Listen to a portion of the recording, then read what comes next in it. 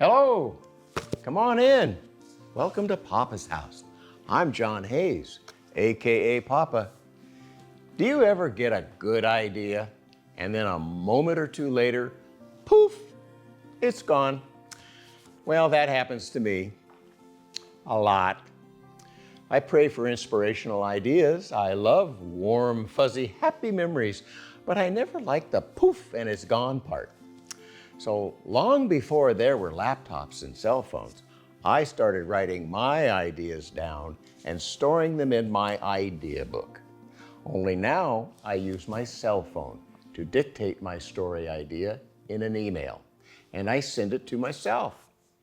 Some of my ideas grow to become a regular family story poem or fairy tale poem, and so on.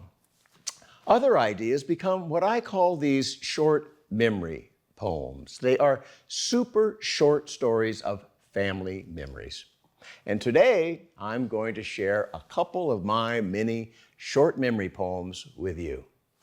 This first one is about a restaurant my Auntie Lenore took me to as a child. Some of you may have been there. If you have, tell me in the comments below so I know I'm not the only guy who remembers Bob's Big Boy Drive-In Restaurant. At Bob's Big Boy Drive-In Restaurant in Old Town Toluca Lake, I'd order a hamburger, french fries, and a chocolate shake.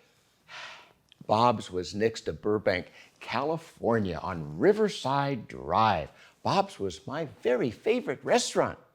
When I was 5, it was known as a drive-in, not a drive-through. You stayed in your car and the car hops came to you.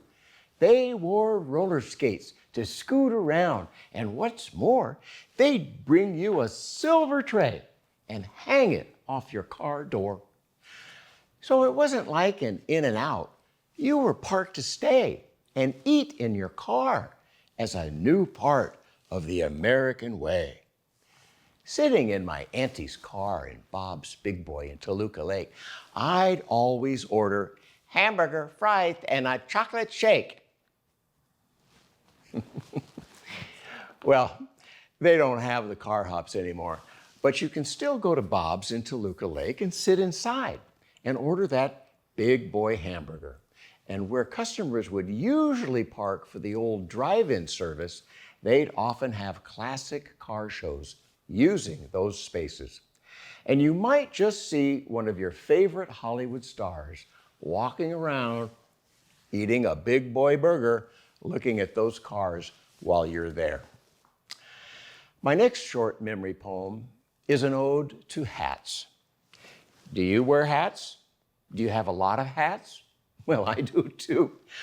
A while ago, I was organizing all my hats, and I came across this old felt hat that I bought on one of my childhood trips to Disneyland.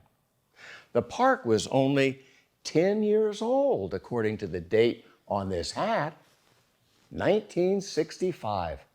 This old hat inspired me to write this short memory poem called Hats.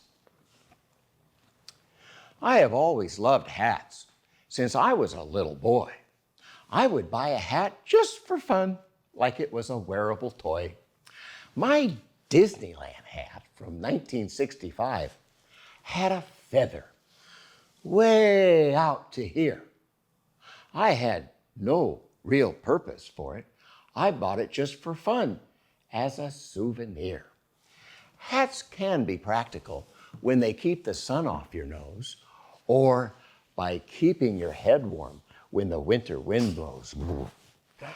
I pretend my gardening hat makes me look like Indiana Jones. Hard hats are important to wear in dangerous construction zones. And I wear my cowboy hat whenever I visit my brother in Montana. And I'm planning to wear my Panama hat if I ever visit Havana. Hats. I have always loved wearing hats ever since I was a little boy. Sometimes I wear hats as a tool, but mostly I wear them like a toy. I hope you enjoyed these 2 short memory poems. I have many more of these little guys, and I plan on performing them every now and then in between my longer family story poems and my fairy tale poems.